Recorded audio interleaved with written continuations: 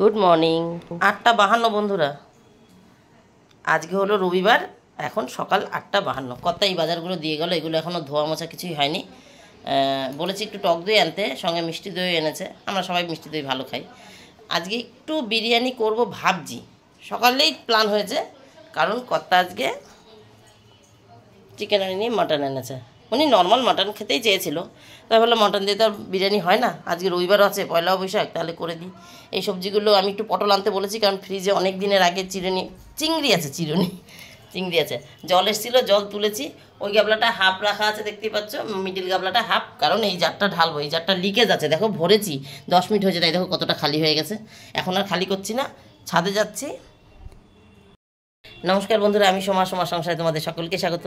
গতকালই বলেছি যে সকালবেলা ঘুম থেকে উঠে স্নান সেরে, শ্যাম্পু করে স্নান সেরে গাছে জল দিতে যাব। তাই গাছে জল দিতে যাচ্ছি।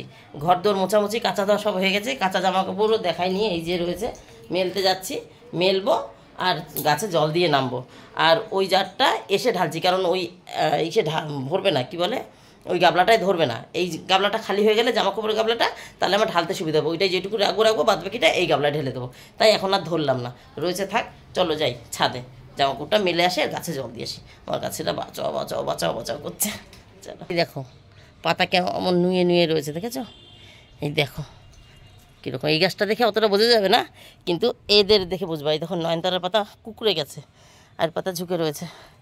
সাদা ফুলের সাইজ ছোট হয়ে গেছে। এই দেখো, দেখেছো? এই নিম পাতা দেখো, সব ঝুঁকে ঝুঁকে রয়েছে।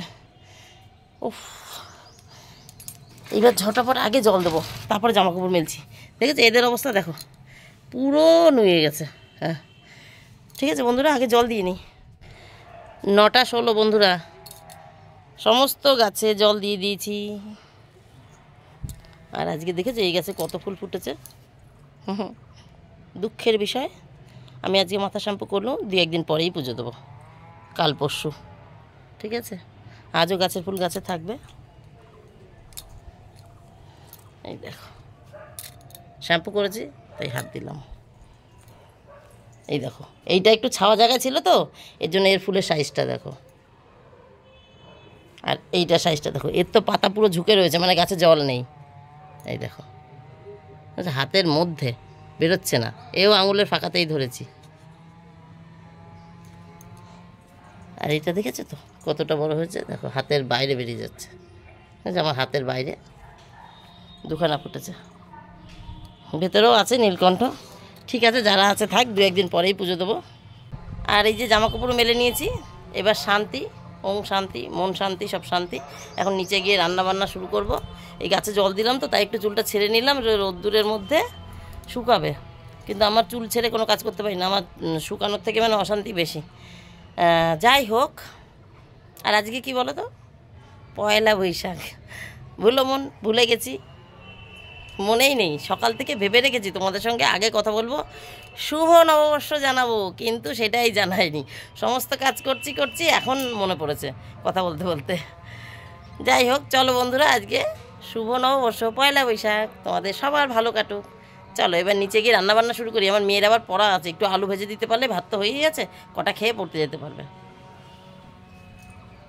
বন্ধুরা 10টা বেজে গেছে, মেয়ে খেয়ে পড়তে চলে গেছে। আর এখানে ছেলের আর কর্তার জন্য ভাত বেড়ে নিয়েছি। এই যে হলো আলু পটল দিয়ে চিংড়ি মাছ দিয়ে করে নিয়েছি, আর একটু আলু ভেজেছি।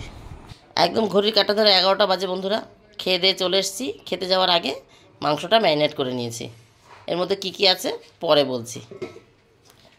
এই দেখো, এখানে সেই যে আগের দিন 2 ভাই গেছিলো না ছোটো বড় মাসির বাড়ি, সেখান থেকে ছোটো ছোটো পেঁয়াজগুলো নিয়ে এসেছিলো, আমাকেও কটা দিয়ে গেছিলো। সেগুলো আমি সব উপরে তুলেছি, জানি না কতটুক লাগবে, কুচিয়ে দেখবো, যতটুক লাগবে ততটুক নেব। এই যে আমার কাছে বড় বড় পেঁয়াজও আছে, কিন্তু এগুলো আমার কেনা। তা ওই যে ওরা এই খুচরো রসুন, এই যে এরকম ঝুড়ো রসুন আর ওই পেঁয়াজ দিয়ে গেছিলো। তো আমি ছোটো ছোটোগুলো না অনেক সময় তাড়াহুড়ো করে কেটে খাওয়া যায় না ভাতে। ঠিক আছে, এখন তো আজকে তো আর রান্না ঝামেলা নেই, শুধু বিরিয়ানি হবে। এগুলো বার করলাম। আর এখানে চাল ধুয়ে ভিজিয়েছি, অবশ্যই চাল ধুয়ে ভিজাবে। যদি মনে করো ভিজিয়ে তারপরে ধোবে, তাহলে যখন ধুতে যাবে তখন গুঁড়ো গুঁড়ো হয়ে যাবে, মানে চান্স আছে বেশি ভেঙে যাওয়ার। আর এখানে মাসি বাসন দিয়ে গেল, এগুলো পরে মানে আমি তুলছি। আর এইখানে আমার বাপ খেলছে, এবার আমি ছাদে যাচ্ছি, ফোনটা একটু বিশ্রাম পাচ্ছে, ফোনটা খাটে। খেলো বাবা, আমি একটু ছাদে যাচ্ছি। হ্যাঁ, এগুলো সব রেডি করলাম, ছাদে যাচ্ছি। ছাদে তো জামাকাপড় মেলে এসেছি, হয়তো শুকায়নি, তবুও ছাদে একবার যাচ্ছি, উল্টে পাল্টে দিয়ে আসবো। আর যেই জামাকাপড় কাটা দড়িতে আছে, মানে একদম বাইরেও আছে আর একদম দেয়ালের সঙ্গে দড়িটা, ওটাতেও তো রোদ লাগে, ওগুলো ভেতরে রেখে আসবো। আর যেগুলো একটু বেশি শুকিয়ে গেছে সেগুলো একদম ভেতরে, সিঁড়ির ভেতরে রেখে আসবো। মোট কথা জামাকাপড় রোদে যেন টাচ না পায়, রোদে শুধু আভা পাবে, তাপ, কিন্তু রোদের টাচ পাবে না। এইভাবে রেখে আসবো জামাকাপড়। আসার পথে উপরের ঘরটা ঝাড় দিয়ে আসবো। তাহলে আমার এদিকে গুছিয়ে গেছি, নিচে আসবো, এসে ফ্যানটা চালিয়ে বসে ওই বাসনটাও তুলবো, পেঁয়াজটাও কাটবো, সব রেডি করবো, আমিও ঠান্ডা হয়ে যাব, তারপরে রান্না শুরু করব। ওদিকে ম্যারিনেট করা চাল ভেজানো রেডি আছে। এইবার বললি মাংসতে কী দিয়ে আমি ম্যারিনেট করেছি। বিরিয়ানি মশলা আমি বাড়ি তৈরি করি। গত বছরও গত সপ্তাহে, মানে এর আগের দিন যেদিন বিরিয়ানি করেছিলাম সেই দিন দেখিয়েছিলাম মশলা করেছি। 1 কোটো মশলা, আমার যে 100 ঘিয়ে শিশি আছে না, ওই কোটোর মধ্যে মশলাটা ভরে রেখেছি, তোমাদেরকে দেখিয়েছিলাম। আমি মশলা বাড়িতে করেছিলাম। তো সব তো লাগে না, যতটুকু প্রয়োজন লাগে আমি আজকেও নিয়েছি, আবার ফ্রিজে ঢোকানো রয়েছে। আবার যখন ওই হাঁড়ির ওপরে ছিটাবো তখনও আবার বার করে নেবো, ফ্রিজে ঢুকিয়ে রাখবো। যাই হোক, ওই বিরিয়ানি মশলা নিয়েছি, জিরে গুঁড়ো আছে, ধনে গুঁড়ো আছে, সয়া সস আছে, টক দই আছে, আর মাংসতে যা লাগে আদা, রসুন, কাঁচা লঙ্কা, টমেটো, কাঁচা তো দিই না, আমি পাকা লঙ্কাগুলো দিই, সব দিয়ে ম্যারিনেট করেছি। ঠিক আছে, এই হলো মাংস ম্যারিনেট। নুন হলুদও দিয়ে দিয়েছি, কারণ বিরিয়ানির মধ্যে আর দেবো না, এই মাংসের মধ্যে যা দিয়েছি ওই কালারেই কালার হবে। আর ওই মাংস কষানোর সময় হোক, বিরিয়ানির মধ্যে আর তো দেবো না, এই মাংসের মধ্যে একটু নুন হলুদ দেওয়া আছে। এই হয়ে গেল মাংস ম্যারিনেট। এইবার যা বললাম, এখন ছাদে যাচ্ছি, দরজাটা দিয়ে যাই, নেমে রান্না শুরু করে দেবো। 12টা 38 বন্ধুরা। পেঁয়াজ বেরেস্তা করে নামিয়ে রেখে সেই পেঁয়াজ ভাজার উপর, মানে একসঙ্গেই আমি পেঁয়াজটা ভাজি, খানিকটা তুলে রাখি আর খানিকটা মাংস ম্যারিনেট করে রেখেছিলাম তার মধ্যেই মাংসটা ছেড়ে দিয়েছি। এই গেল এইটা। আর যে চালটা ভেজানো ছিল, এই যে এখানে বসিয়ে দিয়েছি, হয়ে গেল। আর এই দিকে হাতটা একটু ধুয়ে নিই। আর এই দিকে এই যে কর্তার জন্য লেবু কেটেছি, আর এখানে হচ্ছে আঙুর ফল আর শশা। ঘরে ফল বলতে এই ছিল। আর এই হলো পরিবেশ, একজন এইখানে আর একজন ওই যে। আর পাম্প চালিয়েছি, ওই সকালবেলা ঘুম থেকে উঠেই চান করেছি। আমার তো মনেই নেই, আগামীকাল সোমবার না, স্কুল ড্রেসগুলো তো কাচাই হয়নি, ভুলেই গেছি। তো এখন আবার ওই সার্ফে ভিজিয়েছি জামা কাপড়, কিন্তু ওয়াশিং মেশিনে দিইনি। আমি একটু হাতে খুঁচে তারপরে ওয়াশিং মেশিনে দেবো। পুরোপুরি ওয়াশিং মেশিনে কাচলে পরিষ্কার হবে না, কলার টলার তো হবেই না। তবে জামা দুটো ভেবেছি হাতেই কেচে হাতেই মেলে দেবো। এই দুপুরবেলা এখন মেলে দিলে আশা করি শুকিয়ে যাবে। আর ওইগুলো ওয়াশিং মেশিনে দেবো। স্কার্ট, ছেলের প্যান্ট, এগুলো তো একটু মোটা কাপড়ের। এই হচ্ছে ব্যাপার। আর সবজির খোসা টোসা সব গুছিয়ে ফেলেছি। সে তো পেঁয়াজ দেখাতে গিয়ে দেখে নিয়েছো, বলতে ভুলে গেছি। সব গুছানো হয়ে গেছে। এখন এটা হলেই উপরে ঘরে ঝাড় দিয়ে চলে এসেছি। আর এখন নিচের ঘরটা মেয়েই ঝাড় দেবে, আশা করি। মেয়ে বসে রয়েছে, আমার আর ওইদিকে থাকবে না। এই মাংসটা হয়ে গেলে গ্যাসটা মুছে নেবো, ব্যাস। 1:27 বন্ধুরা। মেয়ে বিছানা ঝেড়ে ঘর ঝাড় দিয়ে দিয়েছে আর আমি গ্যাস মুছে নিয়েছি। এই দেখো, এই পাশে এখনও স্টিম হচ্ছে। আমি 5 দিয়ে মুছে নিয়েছি। ওই একটা উনুন থাক, সে রাত্রেবেলাও মুছে যাবে, কিংবা কালকে সকালে রান্না করার আগে। তাহলে আমি পুরোটা ফাঁকা পেয়েছি, মুছে নিয়েছি। আর তোমাদের একবার দেখিয়ে দিই, এই যে লাইট না জ্বালিয়ে দেখানো যায়, এই যে, ঠিক আছে। এবার মুখে বলে দিই, মাংসটা ম্যারিনেট করা ছিল দেখেছো, পেঁয়াজ ভেজেছি, বেরেস্তা নামানোর পর তার মধ্যে মাংসটা ছেড়ে কষাচ্ছিলাম, তাও দেখেছো। এই পাশে ভাত বসিয়েছিলাম, ভাত হতে হতে ওই পাশে আবার মাংস কষানো হয়ে গেছে। আমি একবারেই করি, মাংস কষানোর মধ্যে ভাতটা গড় দিয়েছি, মানে ভাতটা গাবলায় গড় দেওয়ার পরে পুরো ভাতটা ওই কষানো মাংসের মধ্যে ঢেলে দিয়েছি।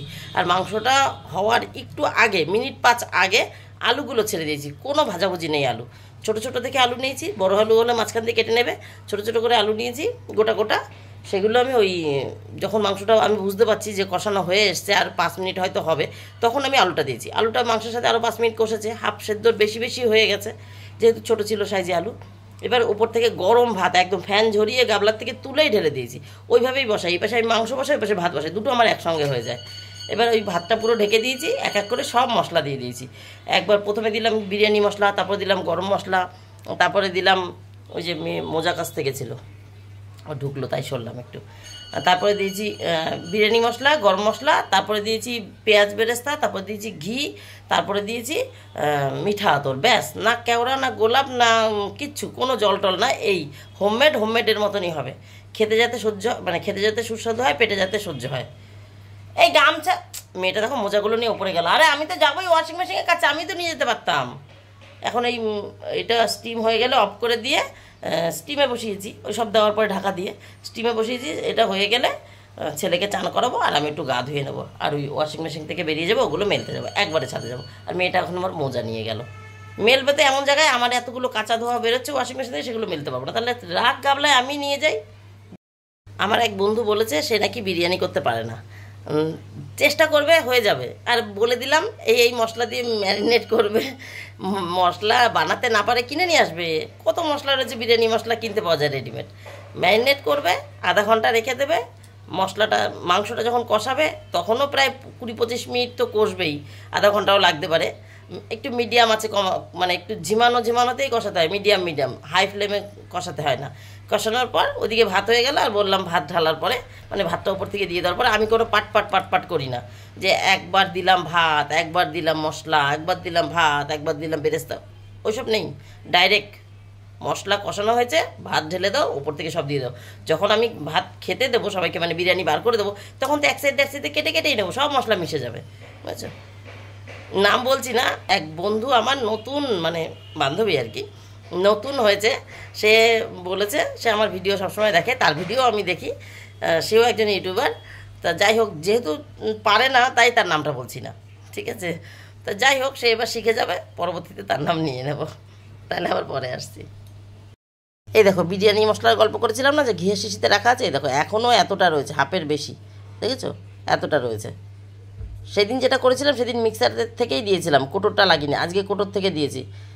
একবার মশলা ম্যারিনেটের সময় দিয়েছি, আর এখন একবার ভাতের উপরে দিলাম, এখন এতটা রয়েছে। এখন অন্তত কম করে 2বার বা 3বার হয়ে যাবে।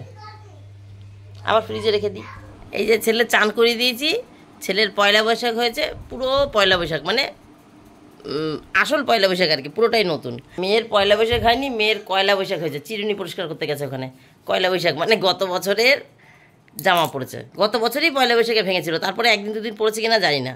আর কর্তার জন্য রেখেছি, এই যে এইটা কর্তার জন্য এনেছিলাম, কর্তার জন্য রেখেছি। উনি বলেছেন, সকালেই বার করে দিয়েছি, সকালে পরবে না, একটা বাটিকের জামা আর এই একটা প্যান্ট, বলেছে দুপুরবেলা চানের পরে পরবে, মানে বিকালে যখন দোকানে বেরোবে তখন পরবে।